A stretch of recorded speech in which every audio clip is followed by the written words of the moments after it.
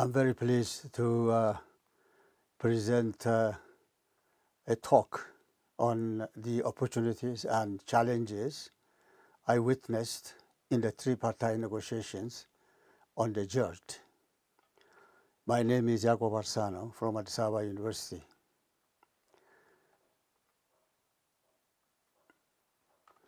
When we talk about the Grand Ethiopian Renaissance Dam, there are several issues. One of those issues is the continuous negotiation between Ethiopia, Egypt, and Sudan. As a matter of introduction, I have the following points to share with you. The Grand Ethiopian Renaissance Dam is under construction for the last 11 years. And this dam is not the first one in the Nile Basin. It is one of the last dams in the long list of dams built during the past 100 or so years. The tripartite negotiations on the GERD has been going on during the past 10 years, past 11 years rather, without any big solution. This presentation, therefore, looks into the opportunities and challenges of the tripartite negotiation. Like I mentioned, the Grand Ethiopian Renaissance Dam is not the first one in the Nile Basin. There are several dams so far constructed in the Nile Basin, especially in the eastern Nile Basin. For example, in Egypt, we have the first Aswan Dam, which was completed in 1902. Then we have High Aswan Dam, which was completed in 1970. There is an El Salam transfer of water through under the sea pipelines under the Red Sea to Sinai, which was completed in 1980s. Then Toshka Dam, which transfers water from the Aswan High Dam to the southwestern Egyptian areas, which is highly hot and desert area. When it comes to Sudan, we have also dams like Sennar Dam, which was constructed in 1925. And there is also another dam on the White Nile, known as Jabal Awliya, which was constructed in 1936. Then another dam which was constructed on Abai or Blue Nile in Sudan is the Rosaires Dam, which was completed in 1917 and reinforced again in 2013. Another big dam in Sudan is known as Merowe Dam, which was completed in 2009. When we come to Ethiopia, there are also quite a few important dams. One is Fincha Dam, which was completed in 1970. Abobo Dam on the branch of Baro River in the west. It was also completed in 1980s. There is Takaze Dam, which was completed in 1909, and Ana Bales diversion, which was also completed in 2010. So this shows to us very easily that the Grand Ethiopian Renaissance Dam, which started in 2011, is not the only dam. It may be unique, but it is not the only dam. So negotiations on Grand Ethiopian Renaissance Dam should not be looked at a peculiar situation and should not be looked at the only dam that threatens the countries in the downstream. Their own dams should be looked into and improved in terms of environmental impacts and social economic conditions, as these dams can alter very easily and very substantively lives in the downstream of those dams, both in Sudan and in Egypt.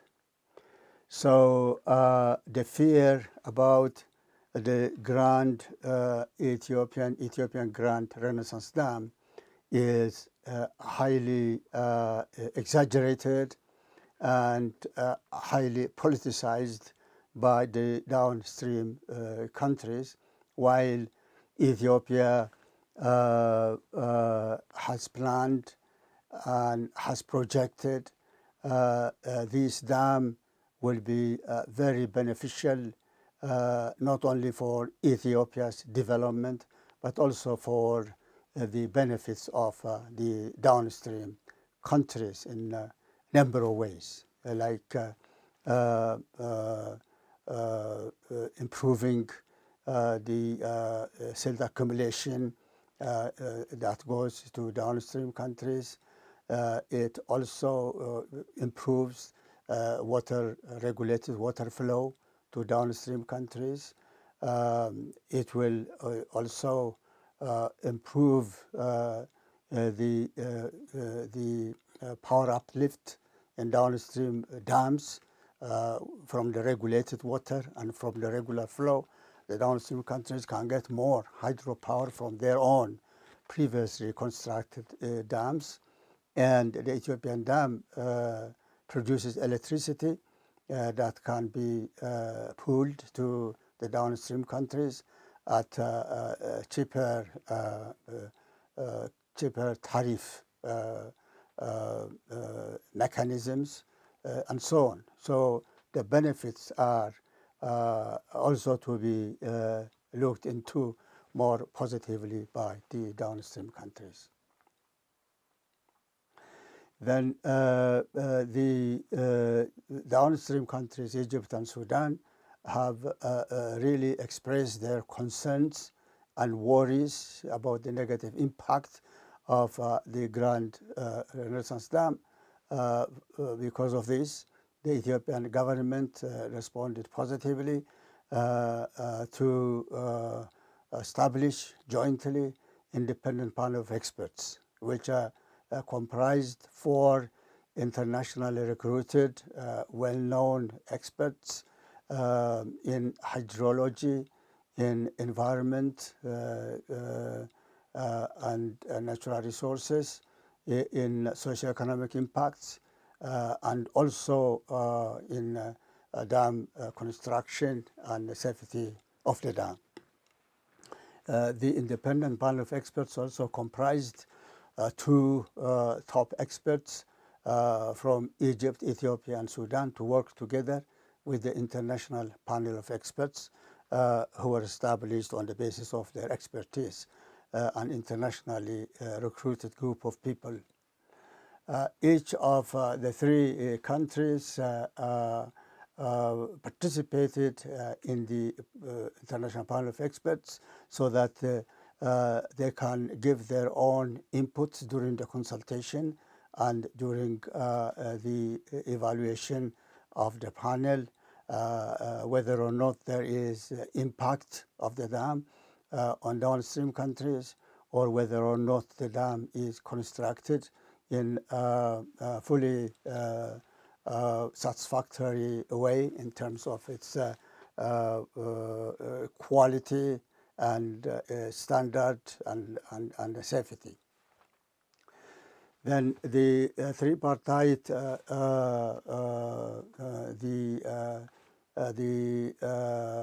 independent panel of experts came up with a recommendation which has two aspects. The first aspect of the recommendation is that the dam is well designed and well planned. The construction is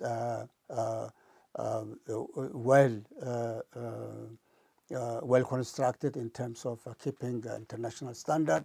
The second aspect of the report is that if there would be any environmental or socioeconomic impacts on the downstream countries, the three countries can establish a study group, study firm, and get consultation on how mitigate if there is any negative impact. So to follow up on this, the three countries established a tripartite national committee, which is constituted from water affairs ministers of the three countries, and the tripartite national committee followed up the recommendations of the international panel of experts, especially on the recommendation of further possibilities of further study on environmental and social impacts on downstream countries. So the three countries hired an international firm to study as required by the panel's recommendation. But this study will not proceed because Egypt wanted that this study should be based on Egypt's prior utilization of the water resources based on the 1929 historical and natural rights agreement, which was reached between Egypt and UK. And also they required this study should take into consideration the 1959 Sudanese-Egyptian agreement, which established, of course wrongly, the full utilization of the Nile waters between the two countries. But this kind of demand from Egypt will not be accepted by Ethiopia. Ethiopia wanted the study to be based on fresh data, and it should be also addressing the impact situation on a fresh ground, and the findings should be also based on fresh data gathered from the three countries. Then the study could not proceed because of this problem. The negotiation stalled for quite a number of months. Then the three countries came together at the foreign ministerial level. They initiated together a negotiation for declaration of principles in order to move forward. So the negotiation for the declaration of principles on how to go about the negotiation, especially on the filling and operation of the Grand Ethiopian Renaissance Dam. At the end of the tripartite negotiation at the foreign ministerial level, there was a document which resulted from this negotiation, which was signed by the leaders of the three countries on March 23, 2015. Then the DOP, the Declaration of Principles, has very important provisions, 10 of them, but in the provisions there are important articles that would help to move forward. One is that Ethiopia to continue. Of course, the dam construction, Ethiopia has continued anyway, but at the same time, the filling of the dam can take place while construction is being done. That is, filling of the dam can take place parallel to the construction of the dam. That is a very important result from the DOP negotiation, and that was signed between the three countries. And another important provision is that the three countries, in case of disagreement or differences, they can, solve their problem through negotiation or conciliation, or they can resort to mediation when the three countries agree with one voice. Then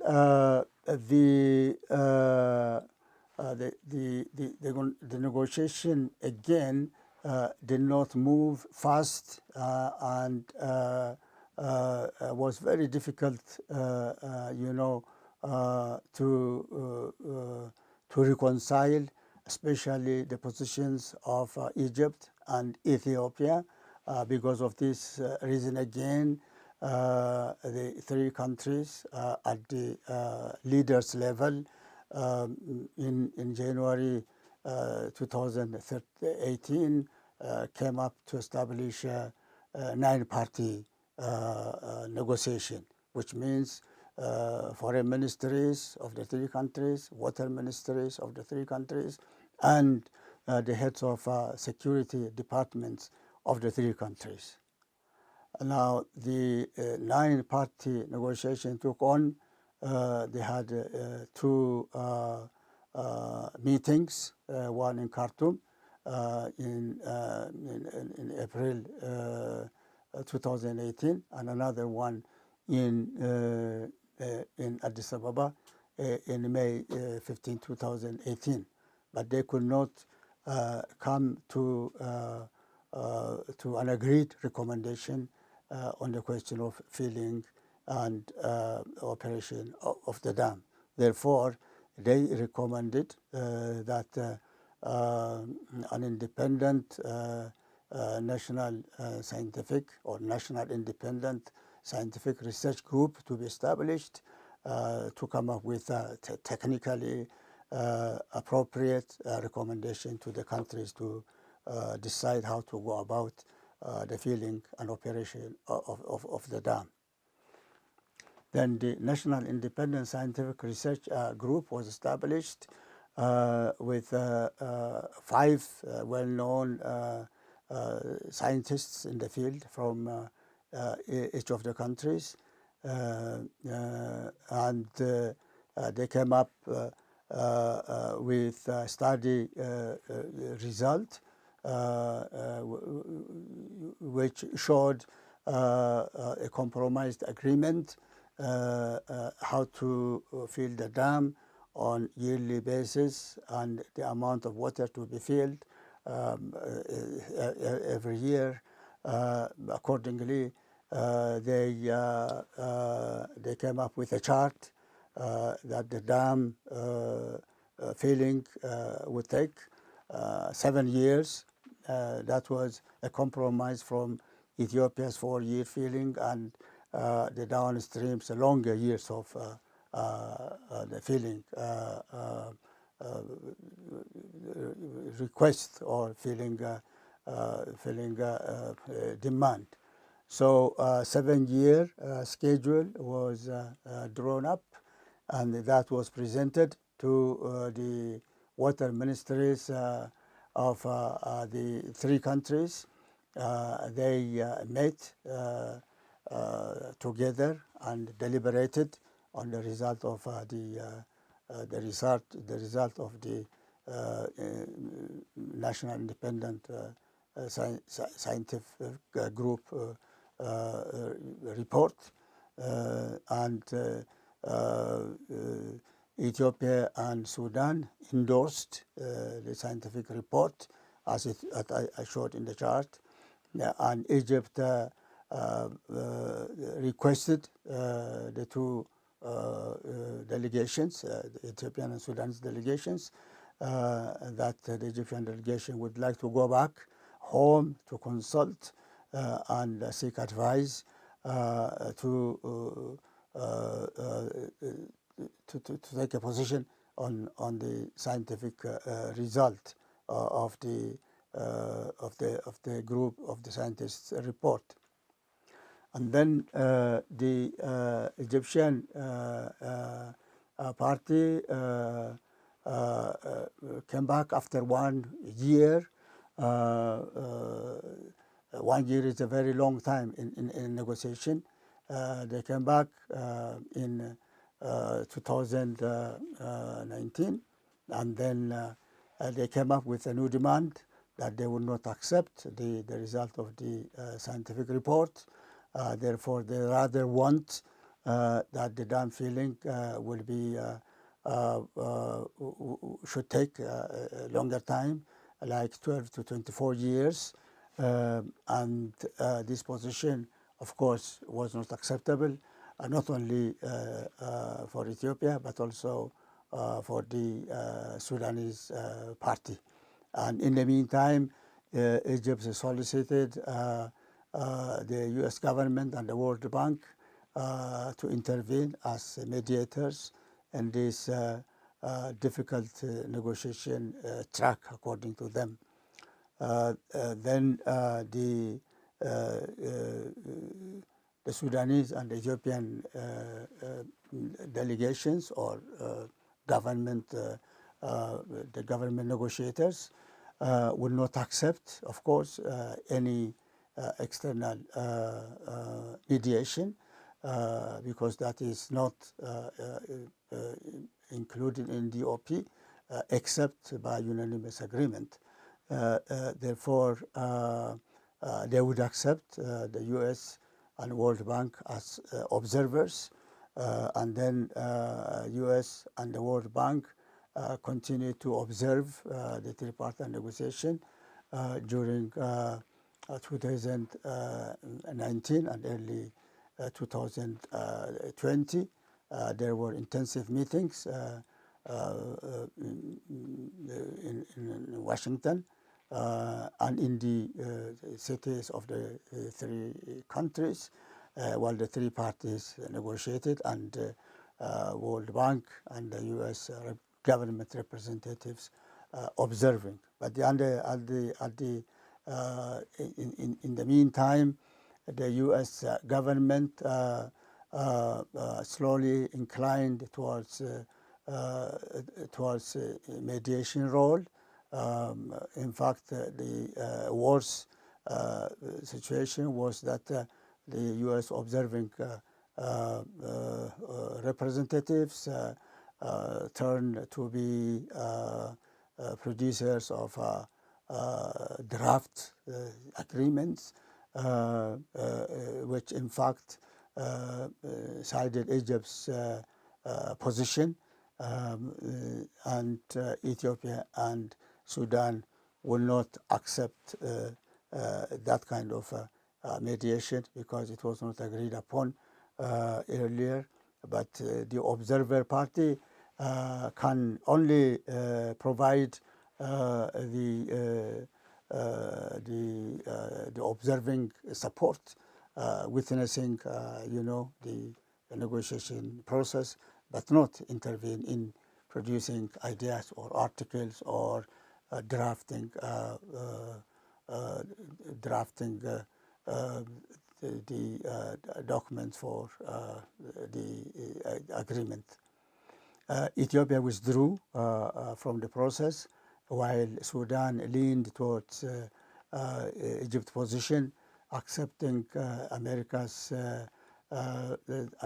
view because of the Sudan's new rapprochement with the United States on the various geopolitical issues and the changing due to the changing position of the Sudanese government vis-a-vis the American government. The relations between the two countries changed, and Sudan changed its previous position of negotiating together with Ethiopia, and now supporting the Egyptian position, favoring United States influence. It seems that way.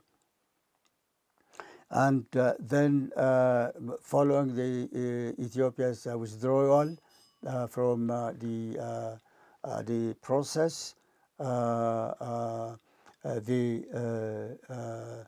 the Egyptians and the Sudanese together now started to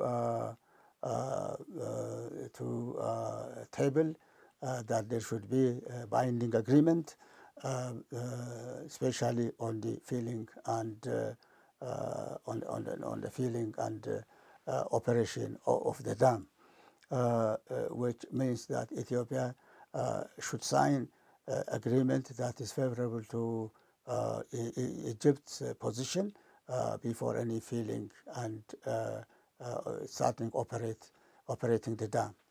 But on the Ethiopian side, the position is quite contrary to this.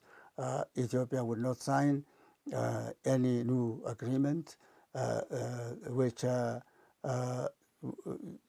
does not take into consideration the DOP agreement, which was earlier signed and which was accepted as declaration of principle. Of course, the Ethiopian side, in fact, declared that the dam is being constructed, and on the basis of the DOP principles, that the Ethiopian government would fill the dam during the next rainy season, that means in 2020. So the question was now tabled to the United Nations Security Council by Egyptian and Sudanese side, which was supported also by Egypt's allies from outside, including the United States government. Then the Security Council deliberated on the question of the Grand Ethiopian Renaissance Dam, but the Ethiopian government rejected the case of the dam to be taken to the UN Security Council, because this is not a security issue. The dam is entirely a development project, and therefore the issue should not go to the UN Security Council. And there was a big debate, and the majority of the council members agreed that this is a development dam. Therefore, this is an African problem also, and it has to be observed, or it has to be taken under the umbrella of African Union. Therefore, the case was taken to AU, and then while AU was observing the negotiation, the Ethiopian government filled the dam in the summer of 2020, and that created, of course, alarm on the Egyptian and the supporters of Egyptian parties, and negotiation was going on under the AU observership, but the Egyptian and Sudanese parties were pulling their feet, and they were not really following up attentively the negotiation. They were more absent than participating in the process. And then, while this was lagging, the Ethiopian government scheduled to fill the level, And then that also created a lot of commotion on the part of the Egyptian side. And then the case again was taken to the UN Security Council. Once again, the case was closed and sent back to the Africa Union as observer. And then the negotiation, of course, went on in a real difficult situation, and the negotiation passed through different levels and through different chapters. None of these chapters were conclusive. Therefore, the whole process of the negotiation was characterized by Egypt's delusion because of Egypt wants to have the previous agreements to be part of the negotiation, that Egypt wants to keep the historical natural rights and also full utilization as Egypt's right. And then Egypt counted on the sympathy of supporters in the region from the generally Western countries, USA and Europe, and also from the League of Arab States. And also Egypt capitalized on a geopolitical advantage that Egypt is very proximate to the Middle Eastern situation, and that gained support, sympathy for Egypt. And of course, Egypt's negotiating methodology was to go out of negotiation as best alternative to negotiated agreement. Because of this reason, Egypt's negotiating effort was not really in good faith, and wanting to conclude the agreement in the best interest, or in the compromise interest of the three countries. On Ethiopia's part, the negotiation continued persistently, but at the same time, Ethiopia is fully engaged in the construction of the dam. So that Ethiopia is engaged in the construction and in the, of course, filling of the dam according to the schedule, since the dam is a development dam for Egypt, consistently obstructing the negotiation, because Egypt did not want, first of all, to come an agreement which is different than Egypt has been holding as rightful owner of the Nile waters, and Ethiopia persistently thinking and asserting that this is shared water resources, and Ethiopia has the full right to develop the water resources within Ethiopia's territory without substantially harming the downstream countries. So when we really look at the whole process of this negotiation, one can observe that there are opportunities, of course, of negotiated agreement and to come together to a common interest, because the Nile waters is permanently shared. So this is a big opportunity, and this opportunity must be accepted by all parties, and this opportunity can be used in empathetic and cooperative manner.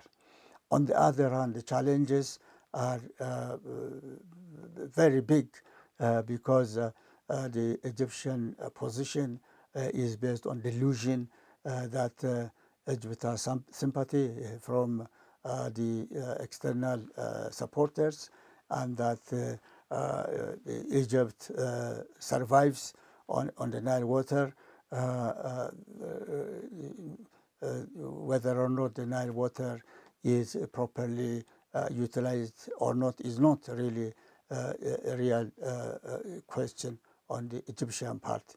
So the challenge is that to bring Egypt into negotiating table on equal footing and in good faith is a big challenge. So the Grand Ethiopian Renaissance Dam is now in the final stage of construction, and the negotiation is not going ahead, and the countries and the international community will view this in an objective manner, so that these countries can come to a considerate process of negotiation and reach agreement which is beneficial to all parties, downstream and upstream countries. Thank you for listening.